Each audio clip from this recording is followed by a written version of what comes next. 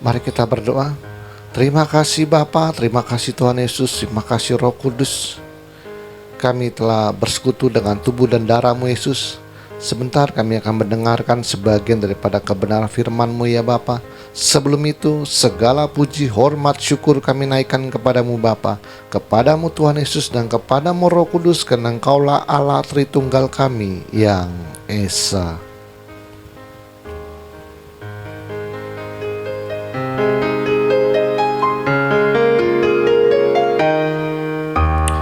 Hormat bagi Allah Bapa, hormat bagi anaknya, hormat bagi Roh penghibur ketiganya yang Esa. Haleluya, haleluya, ketiganya yang Esa. Haleluya, haleluya, ketiganya yang Esa. Ketiganya yang Esa, ketiganya yang Esa.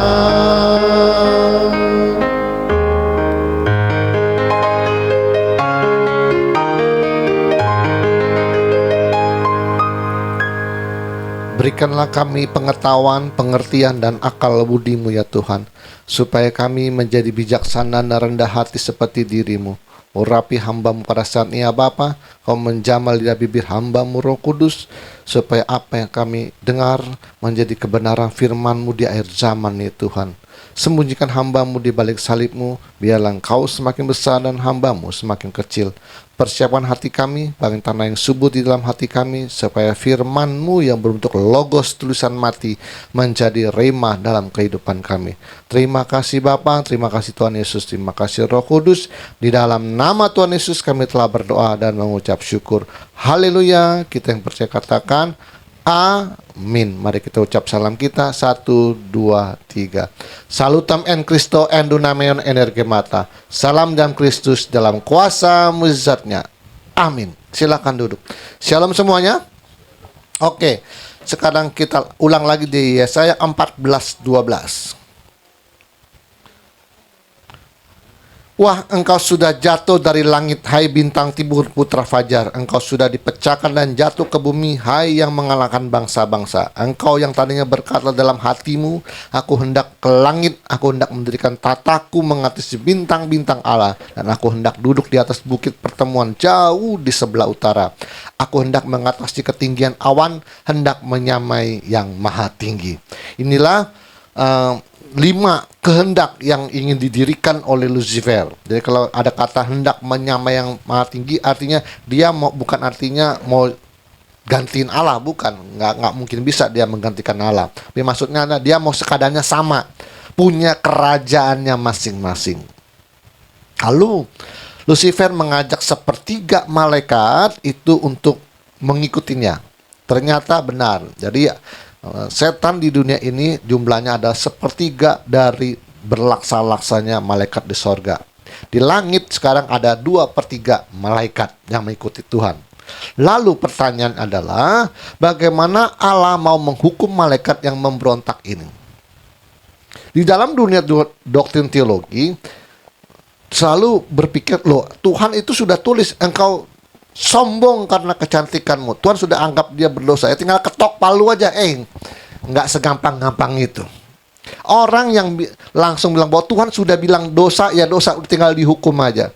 Sekarang gampang aja sih, secara logika, jangan ngomong hukum dulu. Kalau memang Tuhan itu sudah menetapkan Lucifer berdosa dan akan dihukum, kenapa sampai hari ini masih keluyuran? Gitu pertanyaannya nggak? Kenapa masih keluyuran? Pernah nggak bertanya, kenapa sekarang iblis dan kelonco-kelonconya masih keluyuran? Kok sepertinya kok susah bener Tuhan itu. Kapan mau hukumnya? Kapan ketok palunya? Karena secara hukum, dalam keagungannya itu tidak boleh semena-mena. Saya sudah bilang, kalau Tuhan hanya mengandalkan kesaktiannya aja, maka Tuhan bisa berbuat semena-mena. Dia harus punya kebijaksanaan. Dalam hukum harus dituntut apa? Adil. Dalam hukum itu cuma satu, dituntut adil. Anda harus membuktikan bahwa orang yang Anda hukum itu adalah salah, terbukti dengan tepat. Bukan pakai engkau sombong karena kecantikmu, engkau berdosa. Ada lagi, sesungguhnya para hambanya tidak dipercayai. Dia bilang, malaikat pun didapatinya tersesat. Ada nggak ayatnya begitu? Ada. Jangan berdasarkan ayat seperti itu terus kita bisa memvonis bahwa Lucifer udah nggak usah pakai pengadilan lagi, langsung ketok palu aja. Nggak bisa begitu. Nggak segampang-gampang itu Anda bermain tentang keagungan dan hukum.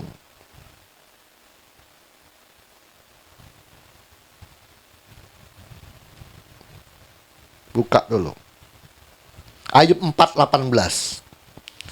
Ayub 4:18 bunyinya begini. Sesungguhnya hamba-hambanya tidak dipercayainya, malaikat-malaikatnya pun didapatinya tersesat. Jadi bukan dasarnya Tuhan langsung tuduh, langsung vonis mereka. Nggak bisa permainannya. Saya kasih tahu, akhir dari permainan keagungan dan kemuliaan Tuhan adalah, saya pernah khotbah tentang apa? Dua laki-laki cantik sedang memperebutkan satu wanita cantik. Lucifer itu cantik nggak? Kita bilang engkau sombong karena kecantikanmu. Cantik tentunya bijaksana dia. Tidak ada seorang manusia pun yang bisa lebih bijak dari Lucifer. Anda yang lahir dari seorang perempuan dan berdosa, tidak ditemukan yang bisa lebih bijaksana dari Lucifer. Termasuk Salomo. Katanya biangnya kebijaksanaan. Belum.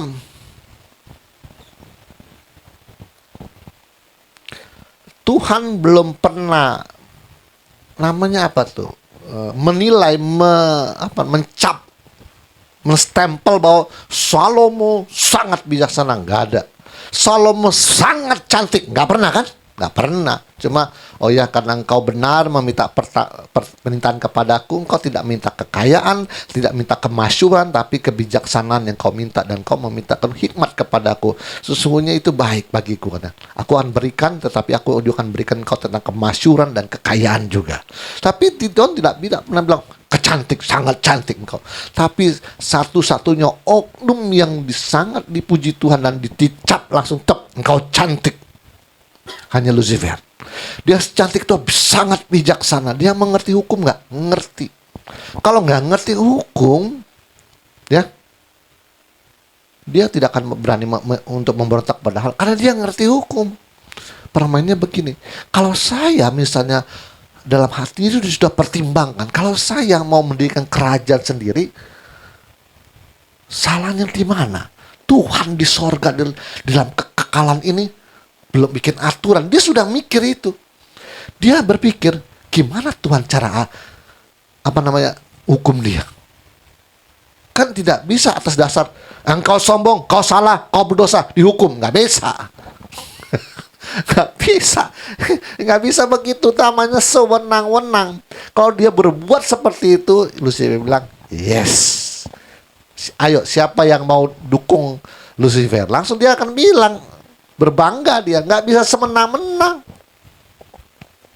Ya, ini dalam teologi tidak bisa terbuka. Kenapa Lucifer yang dituduh Tuhan sombong, berdosa dan tersesat, tapi sampai hari ini kenapa belum dihukum ke dalam Gehenna, neraka jahanam? Tanya, coba jawab. Coba Anda yang di Facebook, di YouTube, coba pertanyaan saya. Kalau memang Tuhan sudah, Lucifer sudah divonis bahwa dia berdosa, tersesat, dipasih hukum, kenapa sampai hari ini Lucifer dan anak buahnya tetap keluyuran bebas? Dan kadang-kadang bisa sampai ikut meeting di dalam Dewan Musyawarah Tuhan. Benar? Benar nggak? Iblis sampai sekarang kadang-kadang suka ikut dalam Dewan Musyawarah Tuhan. Di dalam mana? Pernah yang Tuhan bilang, aku ini punya rencana mau bunuh si Ahab, dia bilang. Lalu kumpul semua malaikat kiri dan kanan. Tuhan, begini Tuhan. Yang kiri bilang, begitu Tuhan. Tuhan bilang, diam aja. Lalu Alkitab bilang, lalu satu roh di belakang. Aku punya ide, Tuhan, dia bilang. Aku akan membujuk para nabi palsu itu supaya Ahab maju berperang. Tuhan bilang apa? Maju. Aku setuju dengan pakat. Iblis suka ikut rapat dalam Dewan Musyawarah Tuhan. Loh, kalau Tuhan benci sama dia, kalau Tuhan memang mau hukum dia, kenapa kok ikut-ikutan meeting di sorga? Seperti kok tidak ada kebencian sama iblis. Kayaknya santai aja lah gitu. Kayak nggak ada rasa nggak suka sama iblis. Tapi ngomong-ngomong, ada nggak di Alkitab yang menyatakan Tuhan Yesus itu benci sama iblis? Ada nggak ya? Coba renung sebentar. Cari-cari ayat. Renung, ada nggak ayatnya yang kira-kira Yesus tuh berkata dia tuh benci sama iblis gitu?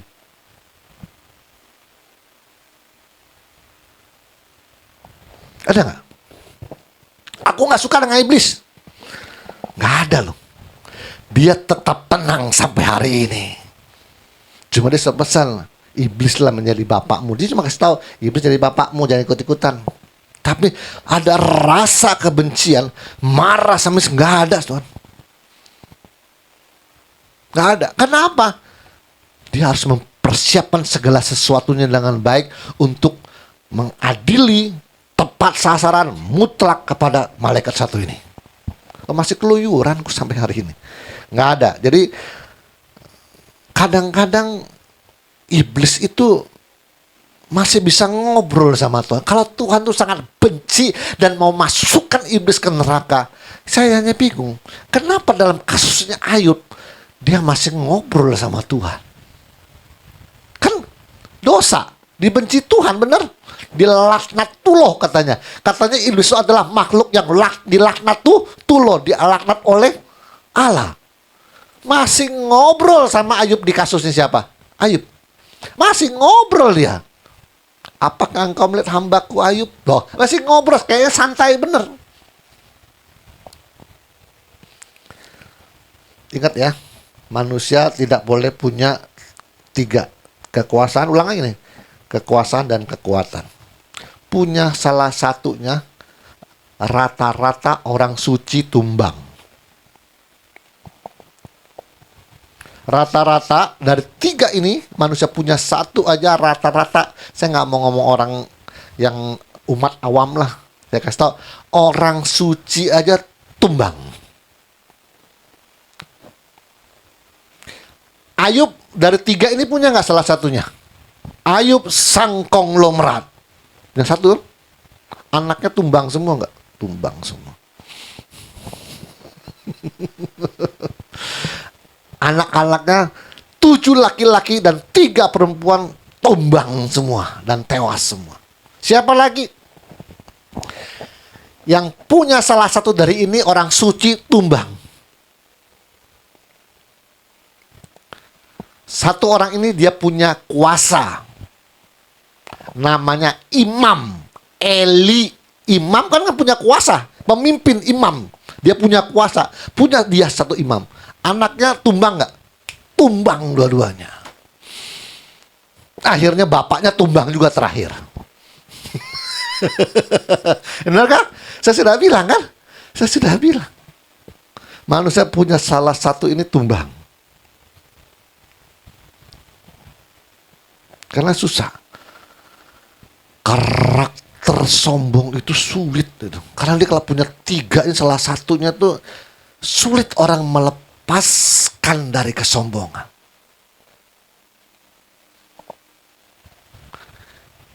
Yang berhasil nanam semangka aja bikin status WA dan saya baca dipamerin 17 juta, 7 juta, 8 juta.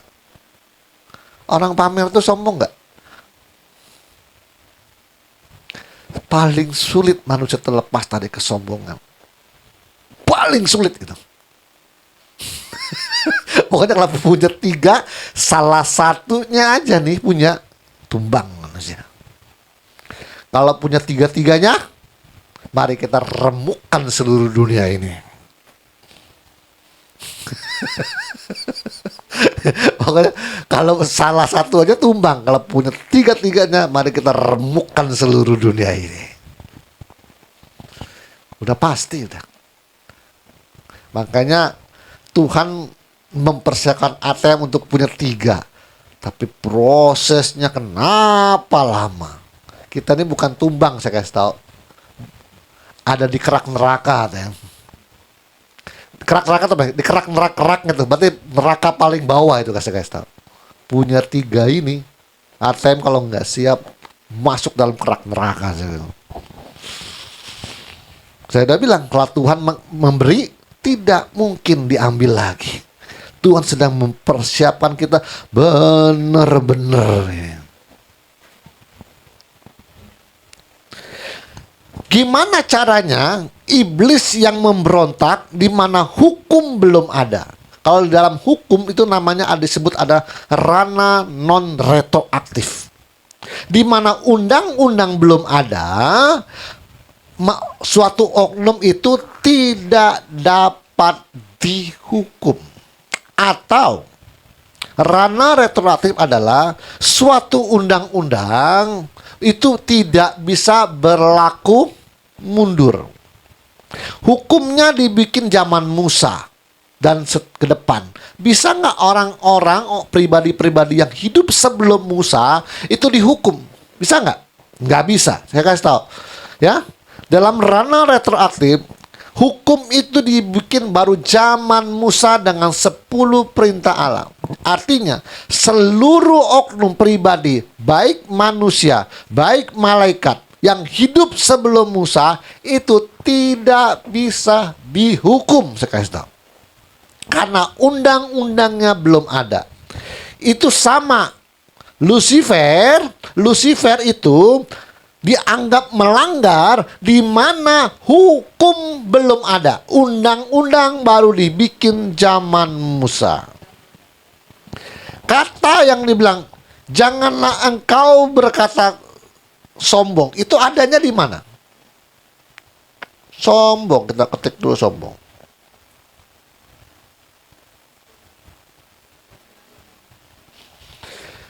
Dalam 1 Samuel 2:3 ada kata, janganlah kamu selalu berkata sombong. Janganlah caci maki keluar dari mulutmu, karena Tuhan itu Allah yang maha tahu dan oleh Dia perbuatan-perbuatan diuji. Ini ada kata jangan sombong, benar. Waktu Lucifer Tuhan bilang engkau sombong, hukum ini sudah ada belum? Belum ada. Berlaku nggak di zamannya si Sodom dan Gomora? Enggak. Orang sana ini zaman Samuel ini. Kenapa Enok itu bisa terangkat di surga dan terjadi yang namanya moksa? Karena undang-undangnya tidak ada. Jadi dianggapnya suci, dianggapnya tidak ada pelanggaran, makanya bisa terangkat, tidak mengalami kematian maksudnya. Yang kedua siapa? Elia.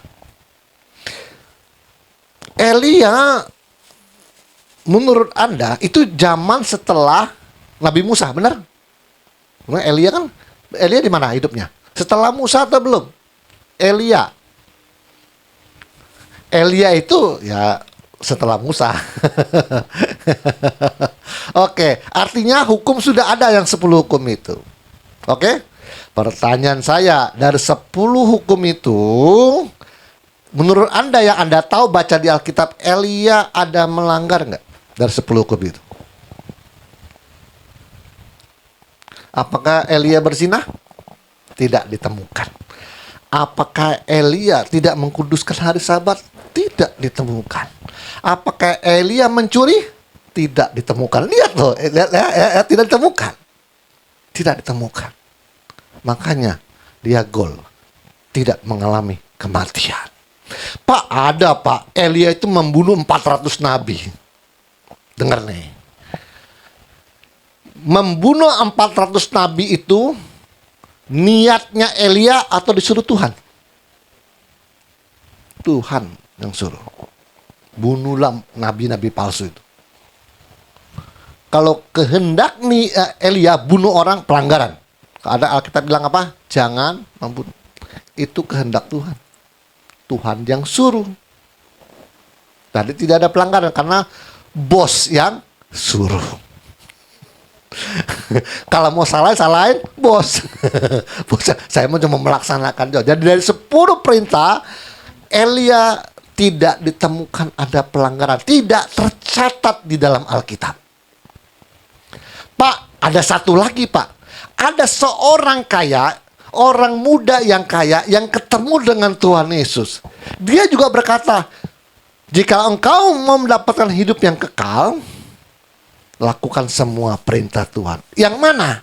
Jangan mencuri, jangan berzina, jangan mengingini.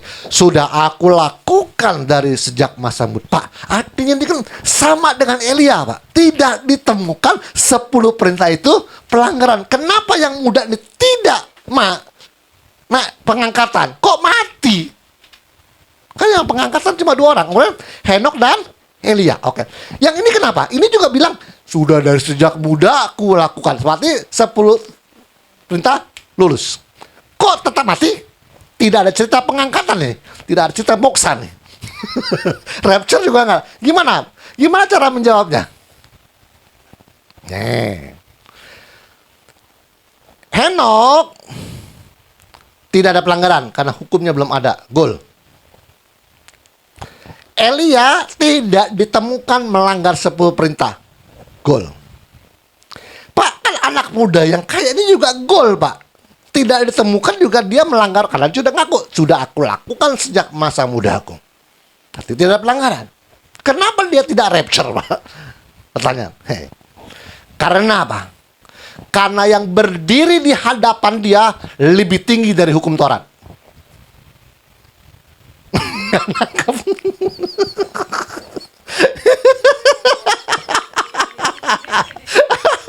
Karena yang berdiri di hadapan dia lebih tinggi dari hukum Taurat. Artinya harus ikut standarnya yang berdiri di hadapanmu.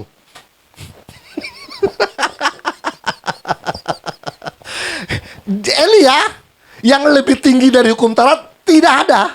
Nangkap? Anak muda itu memang lulus 10 perintah, tapi permasalahannya yang berdiri di hadapan dia lebih tinggi dari hukum Taurat. Standarnya pindah, benar? Standarnya Tuhan Yesus. Jebol dia langsung. Makanya waktu dia bilang, jualah hartamu dan ikutlah aku. Tuhan itu lagi membawa levelnya dia supaya lu bisa rapture.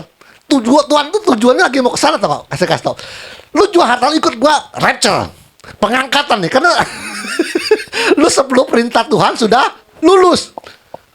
Yang berdiri hadapanmu lebih tinggi dari hukum Taurat. Kamu ikut standar saya. Nggak kebukakan.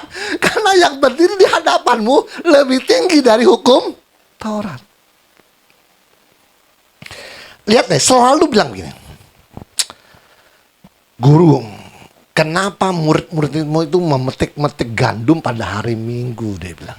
Ini kan harusnya libur di Sabatnya. Yesus jawab apa? Karena anak manusia berkuasa atas hari Minggu. Karena udah ada Tuhan Yesus. Jadi sejak Yesus lahir, standar hukum Taurat udah gak kepake lagi. Pokoknya standarnya ini yang di hadapanmu. Oke, ada lagi. Dia bilang umur aja dia belum sampai 50 tahun dia bilang. Tapi dia berkata dia sudah ada sebelum Abraham ada, dia bilang. Dia gila, dia bilang. Dia bilang Salomo dengan segala kemegahannya tidak secantik bunga-bunga yang itu. Yesus jawab apa?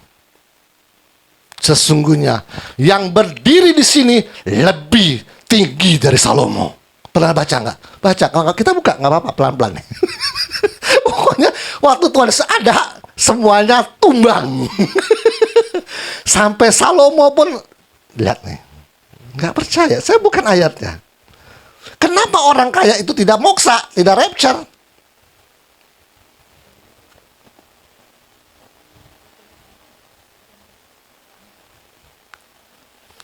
Matius 12:42.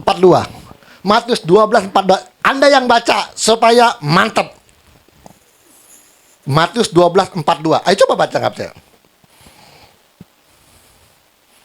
Ayo baca, nggak percaya?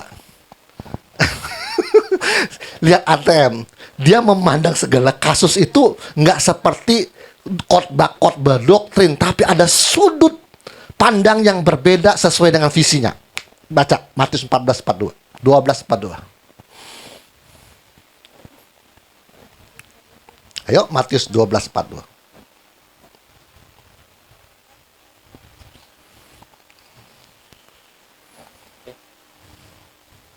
Matius 12:42. 12 ayat 42.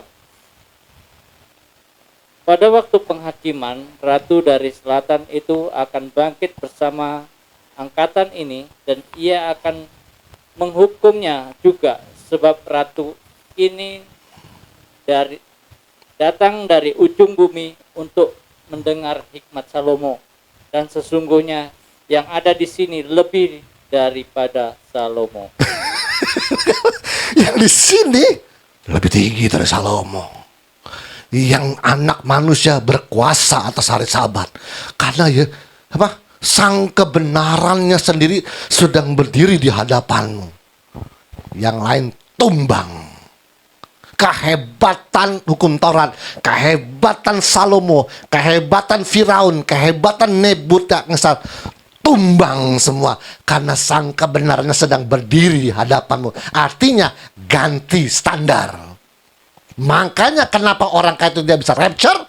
Jawabannya, walaupun lulus hukum Taurat, tapi yang di hadapanmu itu lebih tinggi dari hukum Taurat. Standarnya ganti, standar saya. Ayo ikut gua. Kalau lu ikut standar gua, bentar lagi rapture. Nggak sanggup dia? Sesungguhnya lebih mudah dengan seekor onta masuk orang jarum daripada orang kaya masuk kerajaan surga. Kan lihat ATM cara memandang sesuatu sudutnya dari sudut visinya. Artinya sekarang hari ini kita standarnya hukum Taurat apa standarnya Tuhan Yesus? Standarnya Tuhan Yesus. Wajar nggak kalau orang berdoa 5 berdoa 30 tahun tidak didengar-dengar. Sakitnya nggak sembuh-sembuh, akhirnya mati. Karena hidupmu belum standar Tuhan Yesus. Anda jangan bangga kalau Anda baru melakukan 10 hukum Taurat. Itu belum ada apa-apanya. Karena sekarang Tuhannya sudah, Yesusnya sudah ada dan lahir di dunia. Standarnya ganti, Tuhan Yesus.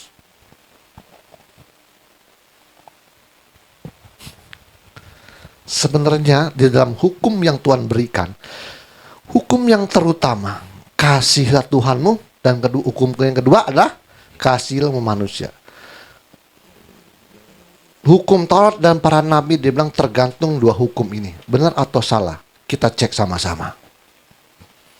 Dia bilang, saya ngomong tentang hukum terus ya. Kalian ngomong tentang keagungan nih. ATM sedang ngomong keagungan, dia sedang ngomong tentang hukum, pelanggaran hukum, dan pelanggaran standar hukum. Benar nggak Tuhan Yesus pernah bilang bahwa hukum yang terutama adalah kasih Tuhan Allahmu dan kasihilah sesamamu manusia. Dia bilang hukum Taurat dan para nabi tergantung dalam 2 hukum ini. Sekarang kita cek benar atau enggak. Oke. Jangan menyembah Tuhan Allahmu dengan menyembah patung. Jangan sujud menyembah kepadamu. Kuduskanlah hari Sabat. Sampai di sini itu berhubungan dengan siapa? Tuhan. Kau harus mengasihi Tuhan. Yang ke bawahnya, jangan mencuri, jangan berzina, jangan berbohong, jangan mengingini. Itu urusan dengan siapa? Manusia. Tuh. Tuhan Yesus tidak mungkin bohong. Makanya dia bilang seluruh hukum Taurat dan para nabi tergantung dua hukum ini. Ke atas dan ke bawah. 10 hukum Taurat aja tergantung dalam hukum kasih. Makanya dia bilang, aku memberikan engkau perintah yang baru. Hendaklah kamu saling mengasihi. Ini dilanggar, tidak bisa rapture. Ya, ingat ya. Henok kenapa bisa rapture? Elia kenapa bisa rapture? Kenapa orang kaya tidak bisa rapture? Karena jawabannya yang berdiri di hadapan dia lebih tinggi dari hukum Taurat. Standarnya ganti. Ya kan? Oke, terus. Ngomong berapa menit? Jangan lama-lama. Hah? 31. Satu lagi ayat lagi. Bagaimana Tuhan itu menghukum Lucifer secara hukum? Jalan satu-satunya adalah menciptakan makhluk lain yang disebut manusia, di mana manusia ini diciptakan serupa dan segambar dengan diri Allah. Lihat. Di awal kekalan, saya sudah bilang mereka bertiga sudah sepakat. Roh Kudus dan Anak. Kita ini mulia dan agung. Tapi kita mau menunjukkan kepada siapa? Dunia ini sepi.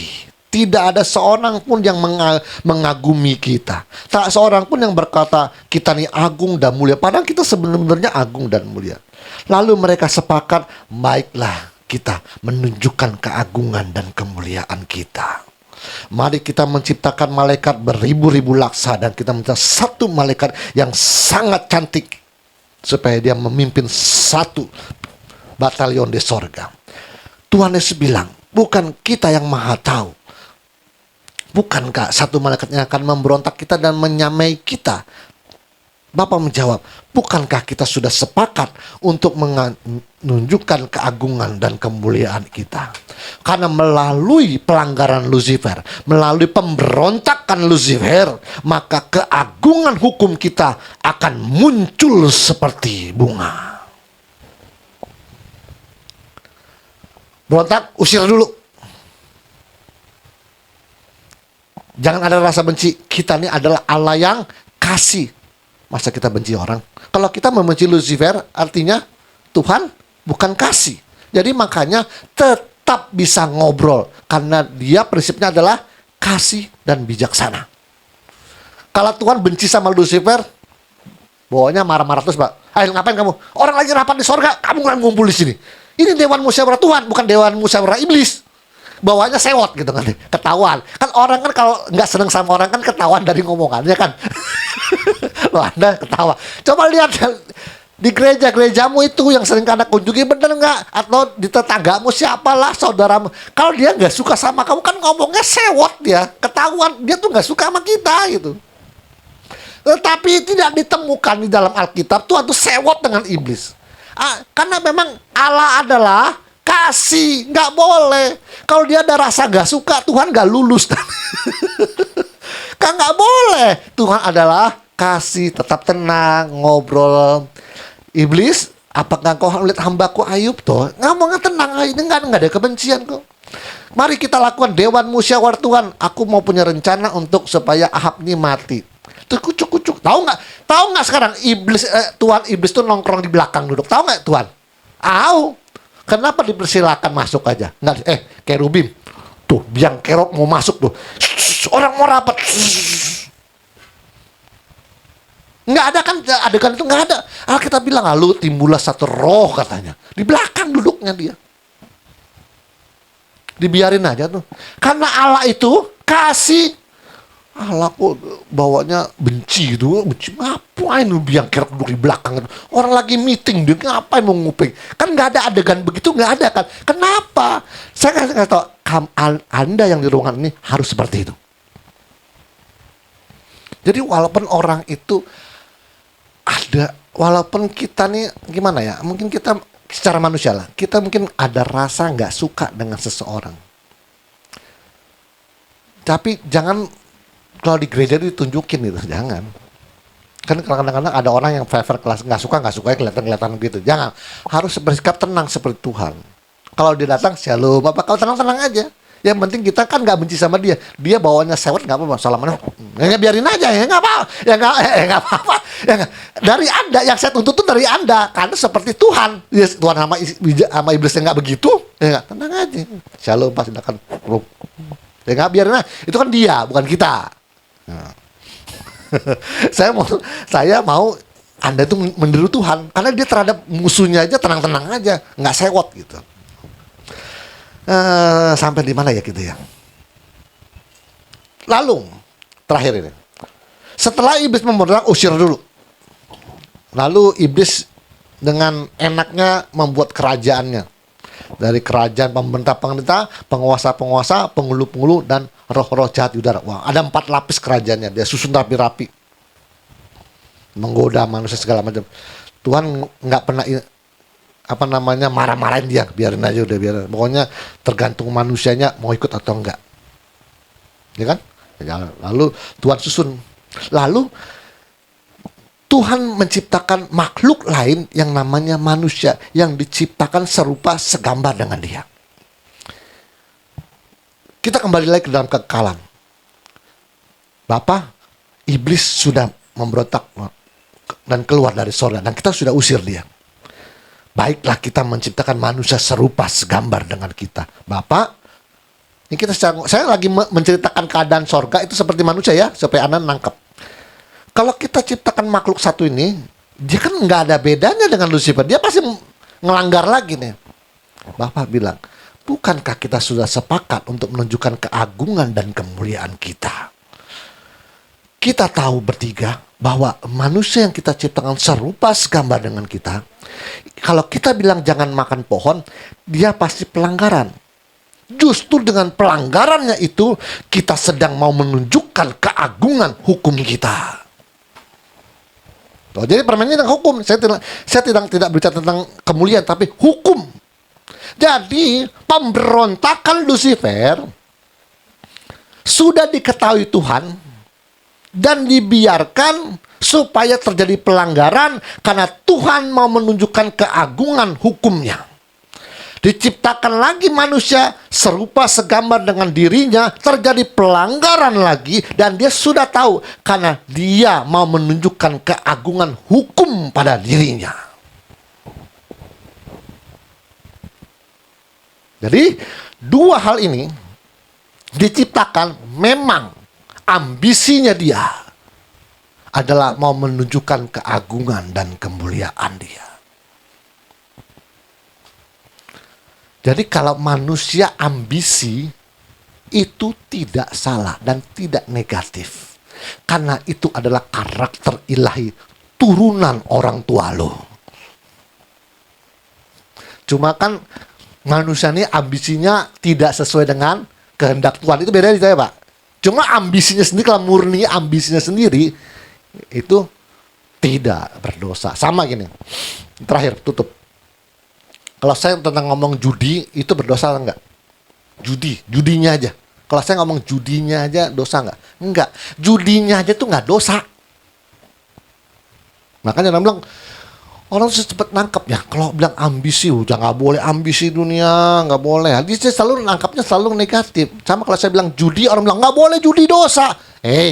Saya lagi nanya, judinya sendiri, murni judinya sendiri tuh dosa apa enggak?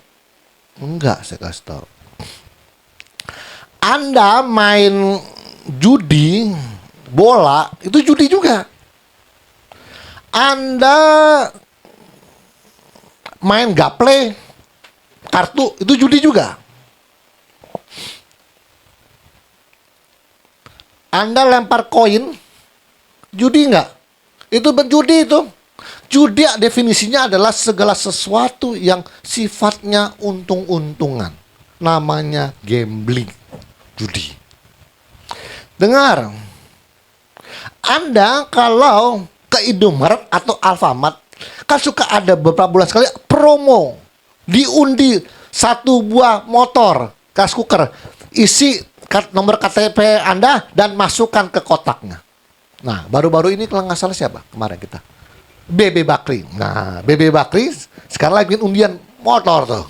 Jadi setiap orang yang belanja roti di BB Bakri, nggak tahu udah diundi apa belum, saya nggak tahu. Itu disuruh isi formulir. Nah, formulirnya diisi dalam kotak. Itu judi apa bukan? Judi. Kalau Anda menang tahapan BCA, itu judi apa bukan? Judi. Kalau Anda lagi acara Indonesian Idol, kan suruh SMS sebanyak-banyaknya dulu tuh kan. Itu kalau menang kan satu buah motor, satu buah apa. Itu judi apa bukan? Judi. Terakhir. Yang suka main saham tuh judi apa bukan? Kok tahu Anda? Ya, dengar, orang miskin main judi namanya judol. Itu ditangkap dan digerebek, oke? Karena ilegal. Orang kaya main judi namanya saham,